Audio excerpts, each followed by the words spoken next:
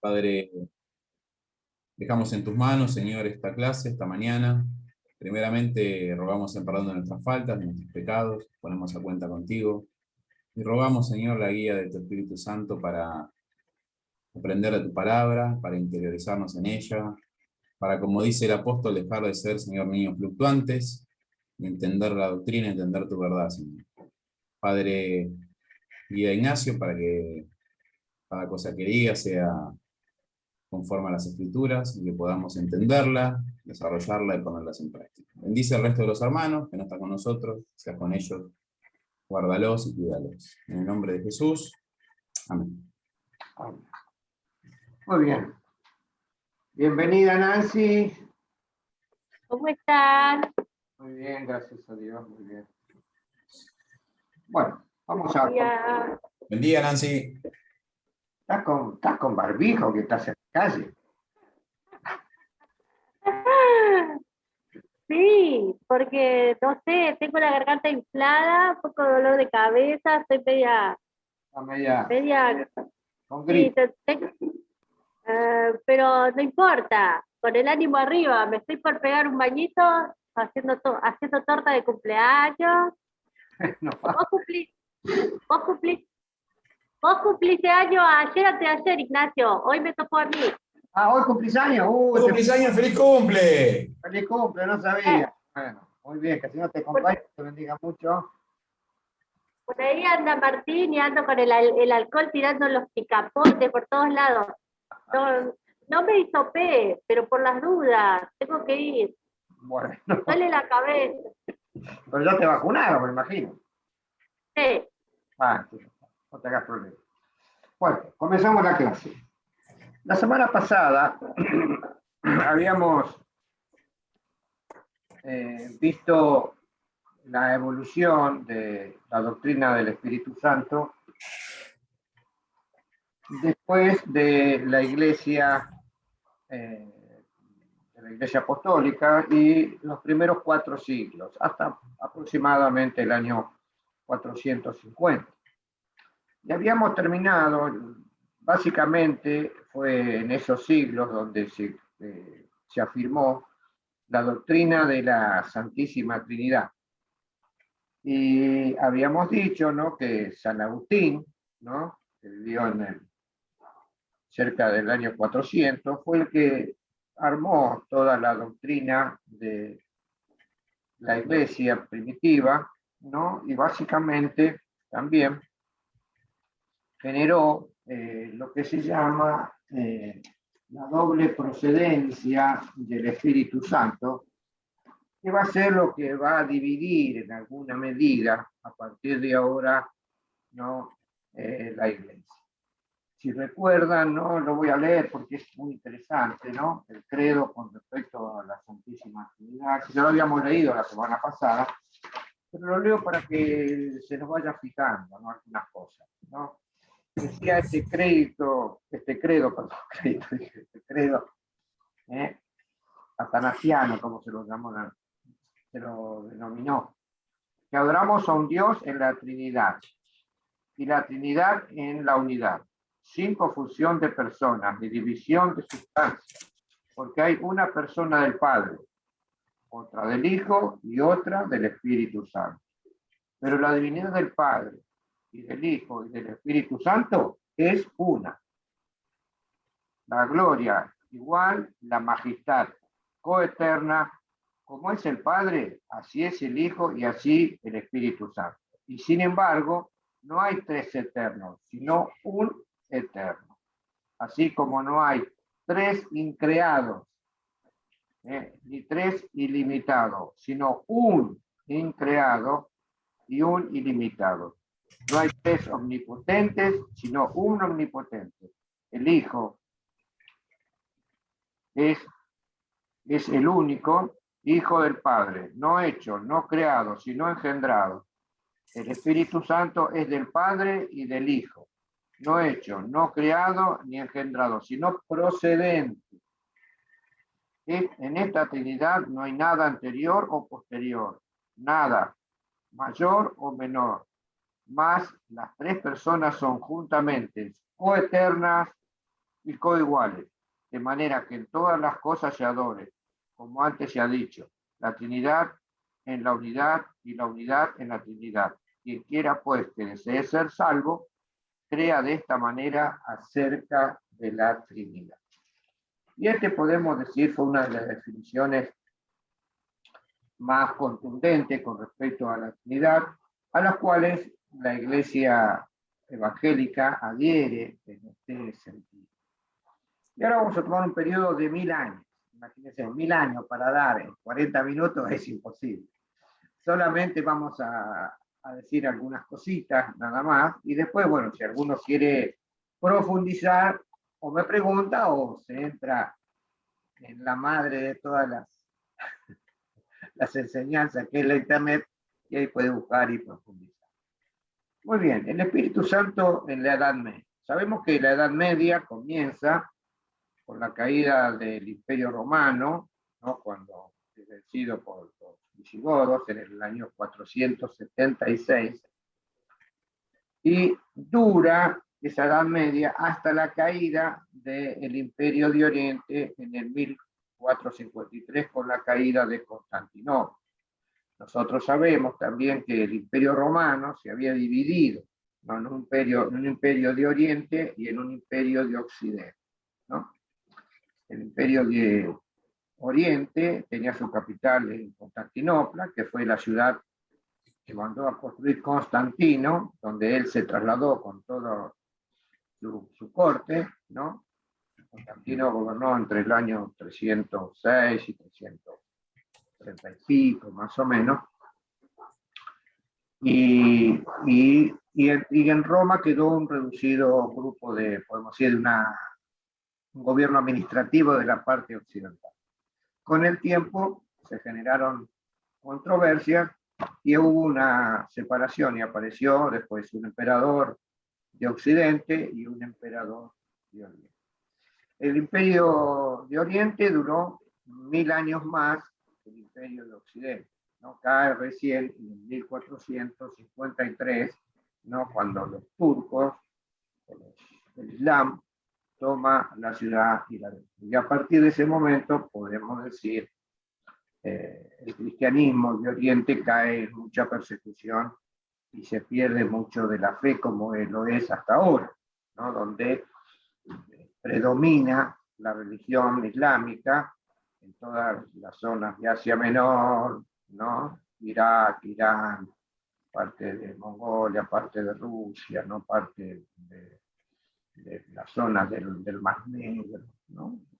La zona africana, ¿no? Son donde el Islam copó, podemos decir, con su creencia. Muy bien, ¿qué pasa? En esos 1000 años, entre estas dos iglesias, la de Oriente y de Occidente, sí hubo siempre hubo controversia.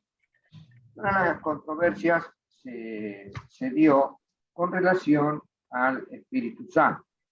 Si bien la iglesia se divide entre Occidente y Oriente por cuestiones políticas más que por cuestiones religiosas, ¿no es así? ¿Por qué? Porque ambas iglesias ya estaban asociados al Estado, y en Occidente comienza ahora la ascensión al papado. ¿Qué queremos decir? Que a partir del año 500 más o menos, la institución religiosa como Iglesia Católica se hace predominante en cuanto al gobierno de todas las diócesis o de todas las iglesias metropolitanas. Se va afianzando como un poder central, y los papas ya comienzan a tener injerencia en todas las iglesias europeas y también en todas las cuestiones que tienen que ver con la doctrina. Recordemos que la iglesia cada vez se va haciendo más institucional en cuanto a organización religiosa. Y por último, con Carlomagno, ya en el 800 es cuando la iglesia ya toma casi todo el poder medieval, que se dice, ¿no? Donde la iglesia en toda Europa tiene una importancia y una trascendencia política tan grande que para ser rey en cualquiera de las regiones de Europa, era necesario que la Iglesia Católica oficiara en lo que se llamaba la ordenación o la entronización del rey.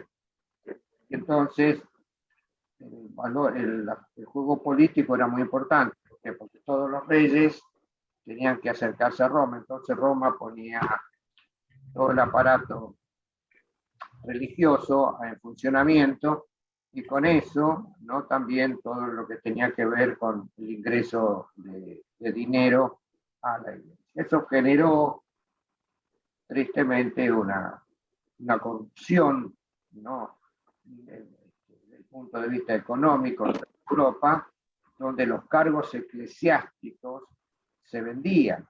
Y así llegamos, por ejemplo, el caso más famoso, que son los Borgia, ¿no? Que uno de los hijos de los Borgia a los 20 años ya era obispo. ¿Por qué? Porque compró el cargo. ¿Es así? Y entonces la iglesia, podemos decir, en Occidente, enfatiza todo este periodo no en los dones del Espíritu Santo o en la manifestación del Espíritu Santo, sino más lo que tiene que ver con la cristología y lo que tiene que ver con la soteriología, que son estas dos palabras media complicadas. Cristología significa todo lo que nosotros conocemos o sabemos. No te agaches, Cachila, pasa tranquila. Bueno. No te vimos. Okay, ya la veo. Esto pasa como en televisión, viste que se pasan a agachar. Bueno, decía entonces que la iglesia de Occidente, ¿no?, con sede en Roma, ¿sí?, enfatizaba en todo lo cristológico, todo lo que tiene que ver con la personalidad, la identidad de Cristo, la obra redentora de Cristo, y la soteriología, que tiene que ver con la salvación. Basado, ¿qué cosa? En todo lo que San Agustín había elaborado como la doctrina básica de la Iglesia, que tenía que ver con el pecado original, la caída del hombre y su estado de indefensión, su estado que era necesario la muerte de Cristo para su perfecta y completa salvación. La Iglesia de Oriente tenía, podemos decir, otra característica. Y en ese sentido, la Iglesia de Occidente enfatizaba que el Espíritu Santo procedía del Padre y procedía del Hijo. Como dice el texto tan conocido de San Juan, capítulo 14, y el verso 16, que dice: y yo rogaré al Padre y os dará otro consolador, para que esté con vosotros para siempre. Entonces tenemos que la acción del Padre, la acción del Hijo rogando al Padre y el Padre dando. Entonces la procedencia, si el Espíritu Santo viene, podemos decir, por acción del Padre y del Hijo, ¿no? Todo lo contrario ocurría en Oriente. En Oriente habían comenzado a decir que la procedencia del Espíritu Santo venía directamente de Dios, es decir, el Dios Padre, que ejercía el dar el Espíritu Santo a la Iglesia, y por último darlo a la Iglesia y luego a los miembros. Una de las cosas que ocurre en todo este periodo es que la Iglesia se transforma en el centro de dar o de administrar los sacramentos. Y entre los sacramentos que administra o también dice que la Iglesia, es decir, el Espíritu Santo es dado a la Iglesia, y la Iglesia es la que a través de sus clérigos, ¿no?, es que concede la acción del Espíritu Santo. Pero la Iglesia de Oriente era distintiva en este sentido. Podemos decir que en la Iglesia de Oriente, en este periodo, hubo más manifestaciones de los dones espirituales, hubo más manifestaciones del carisma espiritual que en la Iglesia de Occidente. Podemos decir que, acá lo tengo anotado, porque si no me olvido de muchas cosas, como es tanta connotación histórica, es así, es importante que pueda ser lo más exacto posible en ese sentido, ¿no? Entonces, la Iglesia de Oriente, en este periodo, recuerden, estamos hablando desde el 500 al 1400, es un periodo muy, muy largo, ¿no? Muy, muy largo, ¿no? Solamente vamos a ver algunas cosas, no podemos ver todo, por supuesto, ¿sí? Entonces, la Iglesia de Oriente enfrentaba muchas herejías. ¿Por qué? Porque recordemos que en Oriente estaba todo el pensamiento, el pensamiento griego, ¿no? Porque fue influenciado por los romanos, estaban más cerca, ¿no? Imagínense que enfrente de Constantinopla estaba Atenas, entonces había todo un pensamiento de desarrollo, ¿no? Teológico importante, y también recuerden que había aparecido el Islam, es decir, 200 años, esto ocurrió, el Islam a partir del 680 más o menos, comienza a desarrollarse con Mahoma y tiene a partir del 750 una gran extensión muy rápida, ¿no? ¿Por qué se extendió tan rápidamente? Sin lugar a dudas, porque la Iglesia había comenzado a decaer en la espiritualidad, como ocurrió toda la Edad Media. Vamos a ver que la Iglesia va decayendo en espiritualidad. Me refiero a los laicos, me refiero al pueblo. El pueblo cristiano cae en la espiritualidad porque hay un ascenso del clericalismo. Hay un ascenso del clero sobre los laicos. Entonces los laicos, como ocurre en la actualidad, tanto en la Iglesia ortodoxa como en la Iglesia católica, ¿no? Los laicos cumplen la función de meros espectadores del rito cristiano, donde toda la liturgia, todo el ritual cristiano se basa en los clérigos ordenados. Eso ocurría en la Iglesia de Occidente, pero en la Iglesia de Oriente, en alguna medida, permitía que los laicos también pudiesen enseñar y que los laicos pudiesen tener también experiencias de carácter espiritual.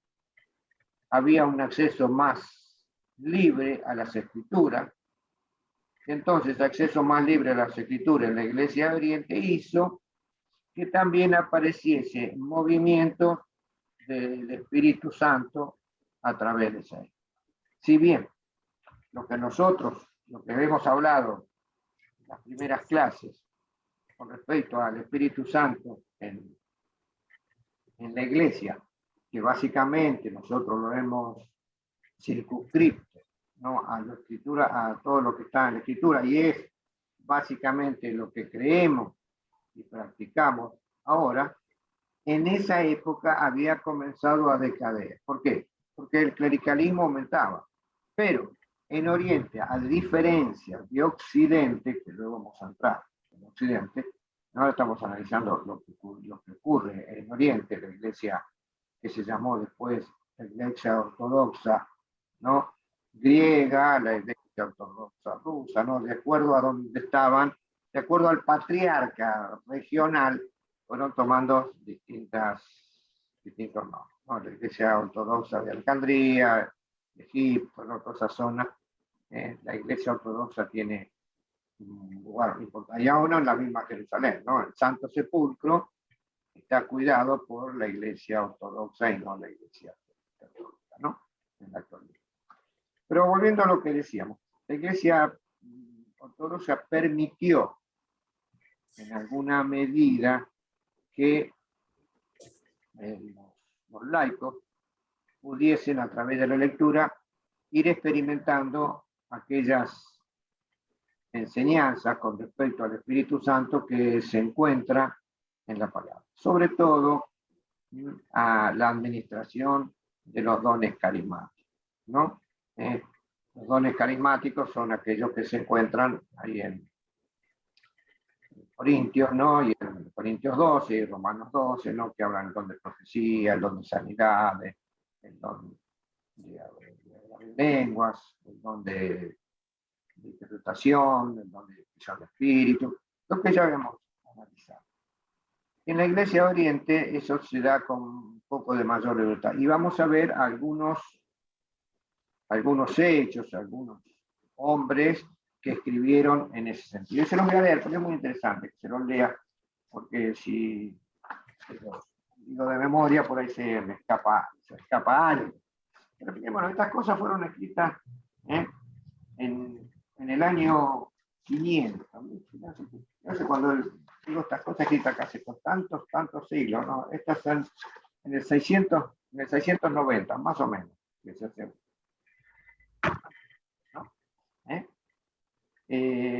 Un hombre de Dios, ¿no? Que se llamó Abdillo, ¿no? Dice, sugiere que es posible distinguir entre la obra del Espíritu Santo y la obra del demonio.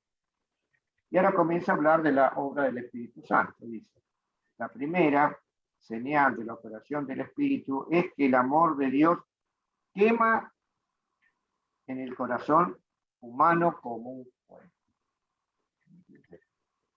Cómo se impregnaba, ¿no? Se impactaba esa dedicación, esa acción interior, llevando a un completo renunciamiento al mundo, al amor por el asceticismo.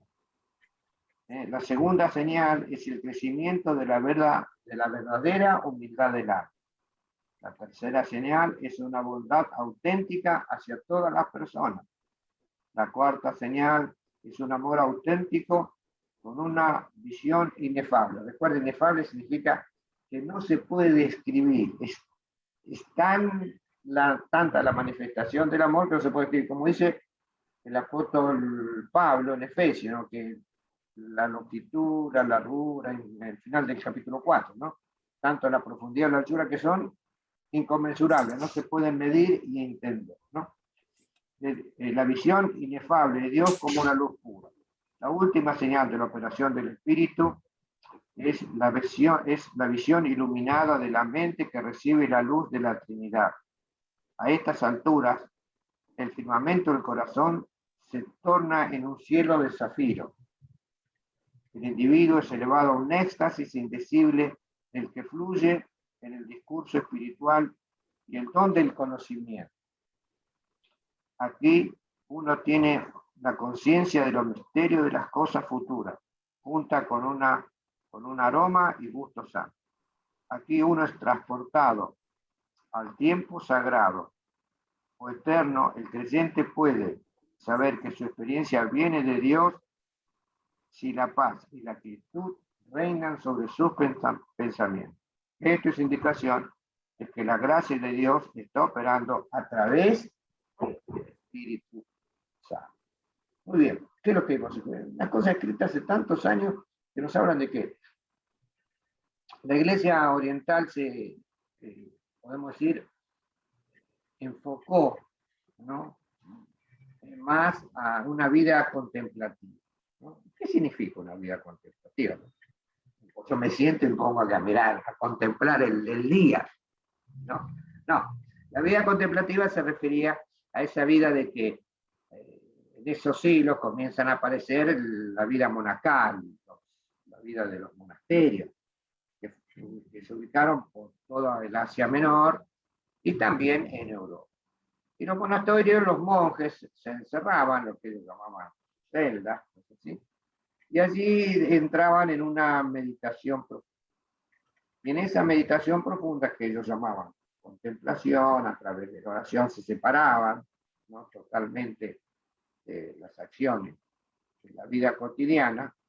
Y entonces esta vida contemplativa los llevaba a ser introducidos en una espiritualidad que podemos decir distinta a la que se opera hoy en día. ¿Por qué? porque hoy en día tenemos el contacto con el trabajo, con la familia, con los hijos. No estoy diciendo que eso está mal, que quede claro. Pero todas esas ocupaciones nos distraen de buscar una comunión profunda con Dios. ¿Eso sí? Si nosotros estamos en el espíritu, salimos de nuestra casa, pero llegamos a la esquina y se nos cruza un loco que nos quiere meter el auto y lo que pasa siempre en la calle, a veces eso nos tiende a quitarnos del espíritu, ¿no? ¿Por qué? Porque es la agresión que recibimos de la. En estos siglos comienza a aparecer la vida en los monasterios, y entonces la gente se encerraba en los monasterios, era llamada esa vida de, como se dice ahí, de asceticismo, de que ellos necesitaban muy poco para vivir. Es así, lo que sembraban se conformaban, y comían muy poco, porque decían que si estaban en el espíritu, aún este cuerpo material, Dios lo podía alimentar. Hasta eso, hasta esos extremos llegaban. ¿Eso sí? Y al llegar a esos extremos, decían o escribían estas cosas, ¿no? Entonces, otro gran hombre espiritual de esa época que experimentaba los dones del espíritu en Oriente, un tal Isaac de Nínive, de la ciudad de Nínive, ¿no? Decía: el alejamiento del mundo resulta en destellos de intuición en los cuales el alma es elevada a Dios y entra en un estado de éxtasis o de borrachera espiritual, que a eso Isaac lo llama el estado natural del alma. Fíjense, un estado de éxtasis espiritual en el cual yo estoy en una concentración y en la cual el espíritu invade mi vida y me eleva, y eleva mi mente, y eleva mi corazón a un estado de contacto íntimo con Dios. Por supuesto, a lo cual yo digo, yo jamás lo obtuve. No estoy diciendo que lo logré. ¿Por qué? Porque para hacer eso hay que buscar de manera muy especial, y una entrega muy profunda para que Dios se manifieste. Yo soy consciente que si estoy metido todo el día en las cosas de aquí abajo, ¿no? Para que el espíritu de Dios entre en contacto con mi espíritu, es bastante trabajoso. Si bien nosotros tenemos destellos, ¿vieron destellos como los bichitos de Lucas? Tac, tac, tac. A veces en nuestra vida el espíritu se manifiesta, pero es muy distinto esta manifestación que nosotros obtenemos a estas manifestaciones que vemos acá, en la cual estas personas, al vivir totalmente aisladas, y en ese estado de entrega profunda, de concentración, obtenían una comunión muy particular con el Espíritu. Es decir, que en Oriente, en estos siglos, vamos a ver que en la vida monacal había una manifestación del Espíritu. Pero también se da en la vida secular. ¿Por qué? Porque como la Iglesia Ortodoxa, ¿no?, permitía la acción de los laicos, no sé si en las manifestaciones, en muchas comunidades, podemos decir, de creyentes, había una manifestación, algunas acciones del Espíritu Santo. Pero ahora en Occidente, ¿qué ocurría para adelante? En Occidente, recuerden, ¿no?, había otra espiritualidad. Como ya había dicho antes, ¿no?, el ascenso del papado al poder. ¿Qué fue lo que? Porque había algo más, habíamos hablado la semana pasada, que la Iglesia entró en un estado de corrupción terrible, ¿no? A partir, podemos decir, desde el año 800, ¿no?, después de Carlomagno en adelante, la Iglesia, el papado, por eso, podemos decir, del 850 hasta los 600 años, hasta el 1500, hasta el 1600, no salió de un estado de corrupción. Si bien hubo destellos o momentos en los cuales hubo algunos papas que trataron de corregir la Iglesia, pero la Iglesia era una corrupción, ¿no? Y esa corrupción, no quiero decir cosas graves, ¿no?, pero había obscenidades de todo tipo, los papas tenían hijos por doquier, hasta llegó hay una película, ¿no? Hay una papisa, una mujer que fue hecha papa, ¿no? Que la iglesia lo niega, pero hay documentos que eso ocurrió, ¿no? Y se dieron cuenta que era mujer cuando quedó embarazada. Ustedes se dan cuenta a qué nivel ocurrió. Y después, bueno, las prostitutas, ¿no? Una tal Nazaria, ¿no? Era famosa, ¿no? Porque sus hijos ella era la amante de un papa, y sus hijos fueron nombrados papas, de esa relación terrible. ¿Qué pasaba entonces con esa institución religiosa totalmente corrupta? Comenzaron los movimientos espirituales, que veían eso, y entonces aparecieron la vida monástica. Y en la vida monástica, así como en Oriente, era una vida secta, la vida monástica en Europa eran grupos, aparecieron las órdenes monásticas, ¿no? Que el Papa los autorizaba, ¿no? Como un grupo de hombres que se unían, ¿no? Para servir a Dios. De hombres como de mujeres, también estaban los monasterios de mujeres, ¿es así? Que se llamaban las monjas. Estos grupos buscaban la espiritualidad. Pero ¿qué pasa? Era una espiritualidad totalmente puertas adentro. Entonces, la espiritualidad en toda esta época se daba siempre en los monasterios. Cuando uno toma, por ejemplo, a San Francisco de Asís, cuando toma la obra de los dominicos, y todas estas órdenes, vemos que la espiritualidad se daba hacia adentro, y hacia afuera era el servicio. Recuerden que todos estos movimientos de distintas órdenes monásticas, su función era hacia afuera, y estaba siempre enfatizado hacia la salvación del alma. La gran preocupación en Europa era la salvación, no la manifestación de los dones y la gracia del Espíritu Santo en la gente. Entonces la vida cristiana en toda Europa era una vida pobre. Es así, porque solamente se preocupaban por la salvación del alma. Y luego, con la introducción de todas las prácticas no cristianas con respecto a la salvación, ¿no? Donde las penitencias y las obligaciones y la compra del perdón a través de las bulas papales y la indulgencia, bueno, lo que desencadenó después en la reforma.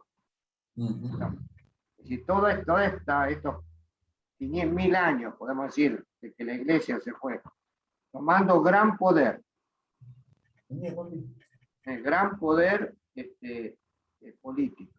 Y los papas iban a la guerra, se ponían la armadura, armaban ejércitos, lo que se le ocurra, fuera de lo que es el amor que Cristo predicaba, y los simplez y la humildad, ocurría en la iglesia. Entonces, la vida espiritual del común de la gente estaba bastante decaída. Amén de que la iglesia se había atribuido el poder de la interpretación y de la administración. Entonces, ¿sí? De los dones del Espíritu, y entonces todo el poder residía en la iglesia, y vos solamente podías acceder a la salvación a través de la Santa Madre Iglesia. Y esto fue que cada vez que la sociedad cada vez fue más mundana, más corrupta, porque la corrupción de la iglesia está toda la gente, entonces la gente no era para nada espiritual. Pero la palabra dice, el Señor nunca se queda sin testigo. Y a través de todos esos años aparecieron movimientos de características espirituales. Unos se daban dentro de los monasterios, ¿no? Y otros se daban fuera de los monasterios. Y podemos decir que hacia el 1200, ¿no? Aparece, entre el año 1000 y el 1400, aparece lo que se llamaban los escolásticos, ¿no? La escolástica. La escolástica es un movimiento religioso que trató de unir el pensamiento griego, el pensamiento aristotélico, con el con el pensamiento teológico. Y uno de los más exponentes de esto fue Santo Tomás de Aquino, que vivió más o menos en el 1200, que fue un monje, ¿no es así?, que tomó la razón, ¿no?, y se la aplicó a la teología. Y entonces trató de entender los propósitos de Dios, qué era lo que desea Dios, y todo lo que tiene que ver con la divinidad, ¿no? Y allí que se llama teología, ¿no?, aristotélico-tomista, ¿no? Fíjense las dos frases, de Aristóteles y de Santo Tomás.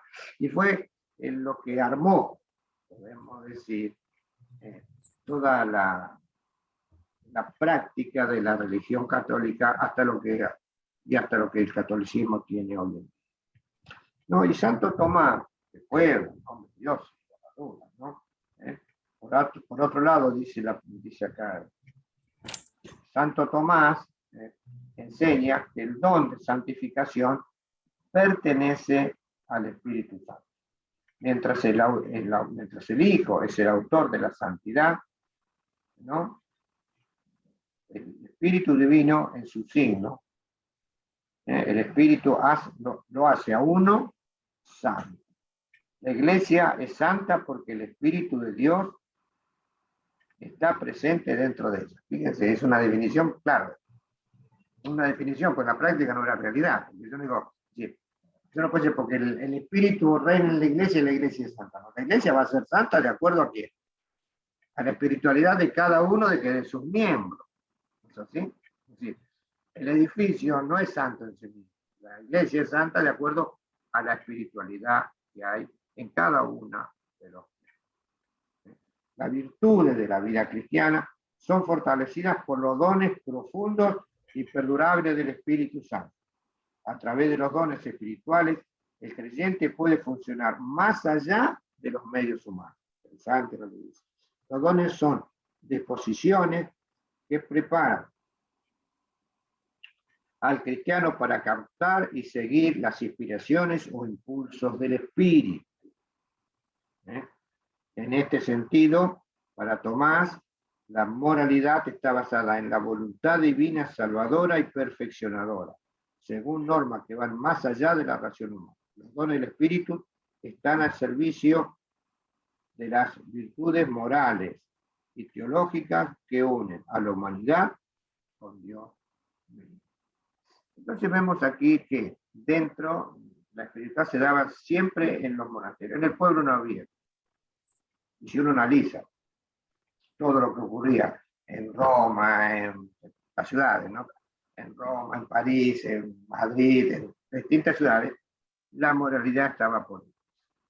¿Y esto qué? Y esto fue lo que motivó a movimientos de características espirituales, por un lado los movimientos de las órdenes religiosas católicas, pero también movimiento, en aquel caso fue de Pedro Baldo, supongamos que más o menos a 1200, que después se llamó el movimiento de los valdenses, que todavía perdura hasta hoy, que iban en contra de toda la inmoralidad reinante, trataban de vivir una vida simple de acuerdo a los preceptos cristianos de los que surgían de las enseñanzas gnósticas.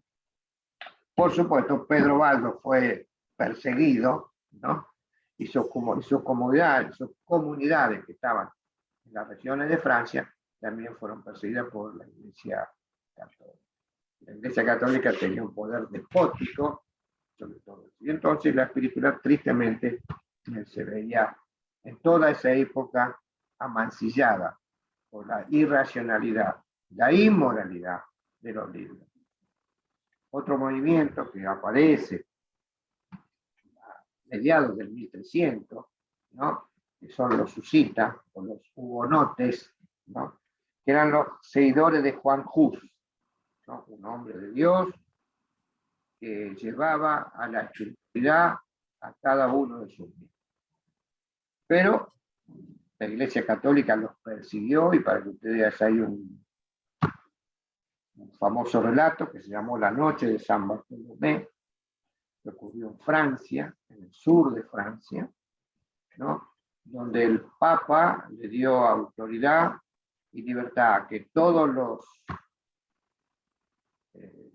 las personas pudiesen perseguir y matar a los hugonotes. Y eso ocurrió que en una matanza terrible, ¿no es así? Se mataron 70.000 hugonotes, 70.000 cristianos, muertos por el ejército, muertos por los mismos vecinos, porque sé que cuando lo mataban se quedaban en su posesión.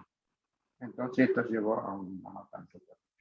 Los hugonotes, junto con Juan Hus, también Juan Hus es quemado vivo, lo va a hacer un juicio en la Iglesia Católica, y por supuesto todos los que iban a juicio en la Iglesia Católica morían, porque una de las torturas que hacían es decir, lo metemos 10 minutos en la cabeza bajo el agua. Si resiste es porque era inocente, pero si no resiste era porque era culpable.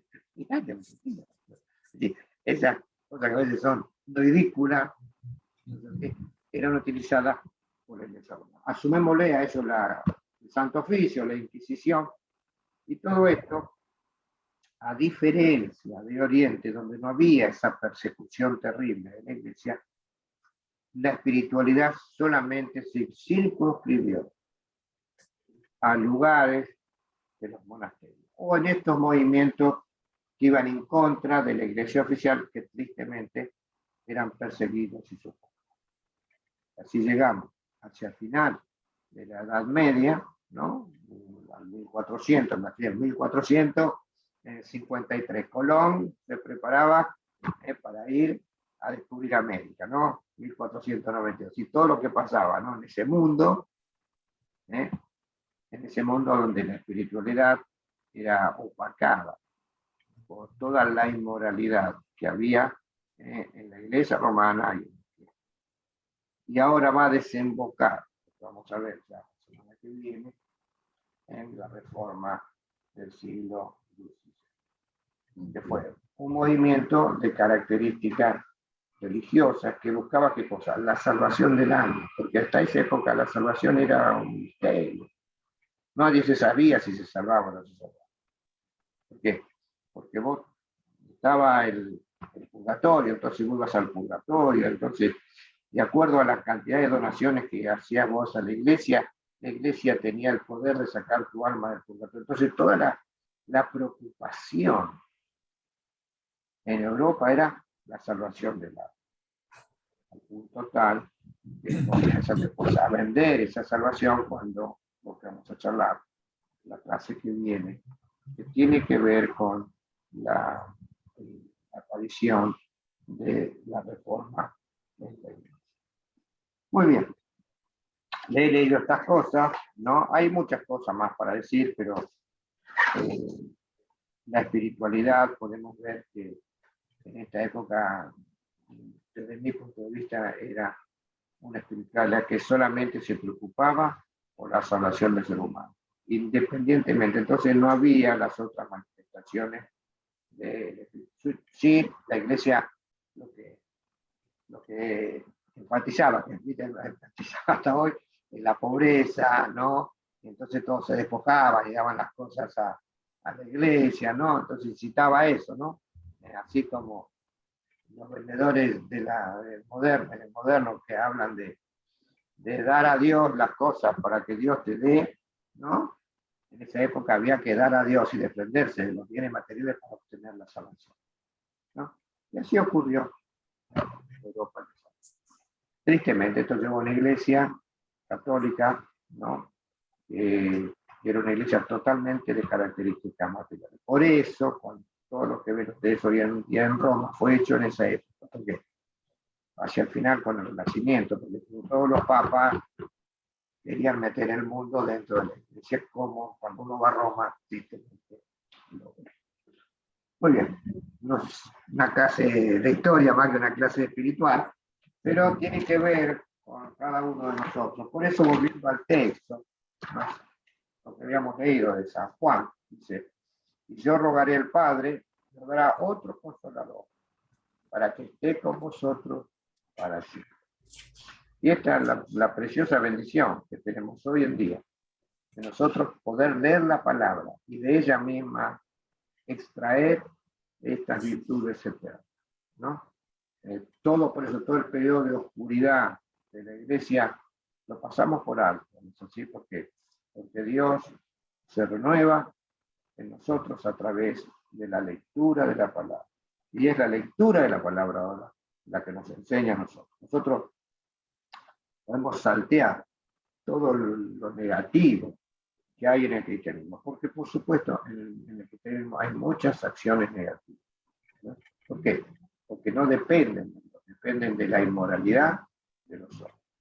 Aquellos hombres que tenían que ser santos, como dice la palabra, hicieron por el dinero, por el pecado, por la oscuridad, por el resto.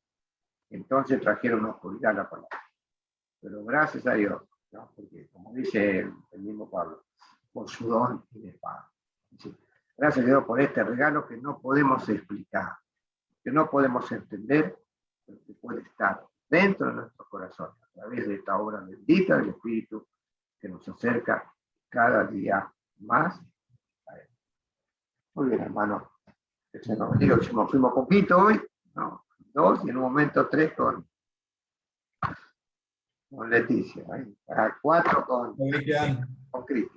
Que el Señor nos bendiga y nos vemos. No sé si habrá alguna pregunta, tenemos un ratito, si alguno quiere preguntar algo que no haya entendido, No, que no se haya aburrido tanto. cortito,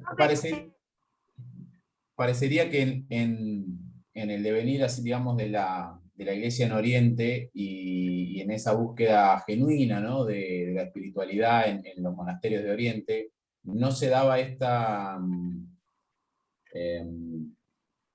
corrupción que se dio, digamos, en la simbiosis que se daba entre Iglesia y Estado en Occidente. Es decir, es una enseñanza que nos deja la historia de por ahí poder discernir hoy cómo influir con valores cristianos en la política o en el poder actuar sin mezclar los valores del reino con las cuestiones del Estado o del César, ¿no? Como se puede llamar, ¿no? La enseñanza nos muestra que la historia por ahí nos muestra que cuando se mezclan esas cosas, el hombre por naturaleza aflora su corrupción natural. Su avaricia, y entonces pasa lo que pasó. Sí, Nancy, quería decir algo. No, me quedé pensando en esto de que los monjes se retiraban, y hoy los monjes se siguen retirando, los sacerdotes, algunas monjas también se siguen retirando como del mundo para tener más comunión.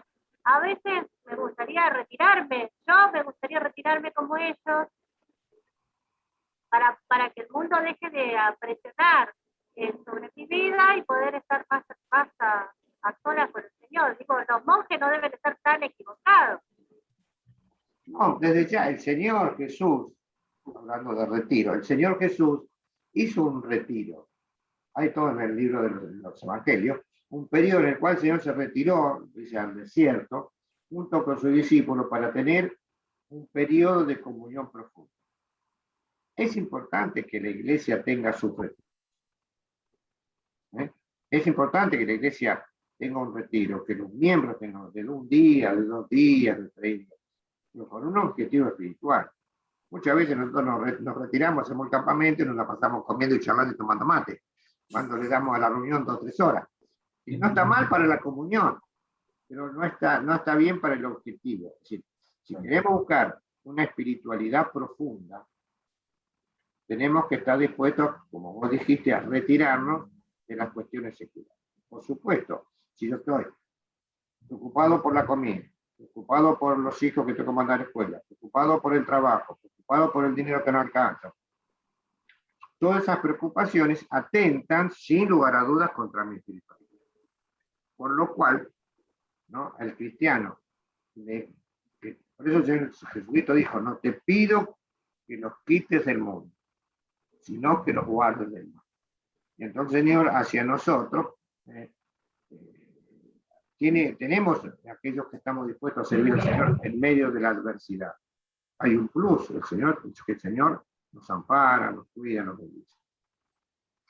Entonces, pero la espiritualidad de retirarnos no es necesaria. Cada cierto tiempo nosotros tendríamos que hacer un retiro para volver a encontrarnos profundamente con nuestro Señor y con el Espíritu Santo. Piénsenlo. La idea mía es quizás, cuando terminemos los estudios, a ver si podemos hacer un ejercicio espiritual. El orando, para que podamos nosotros estar dispuestos a hacer este ejercicio espiritual, para que el Señor pueda darnos, bendecirnos de su gracia y darnos a cada uno de nosotros una espiritualidad distinta.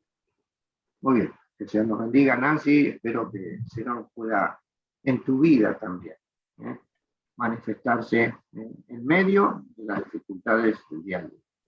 Tú, de la de Cristo, de todos. Bueno, que el Señor nos bendiga, nos vemos. Aquello como Feliz cumple, Nancy, que te mejores, un abrazo a todos. que se mejoren.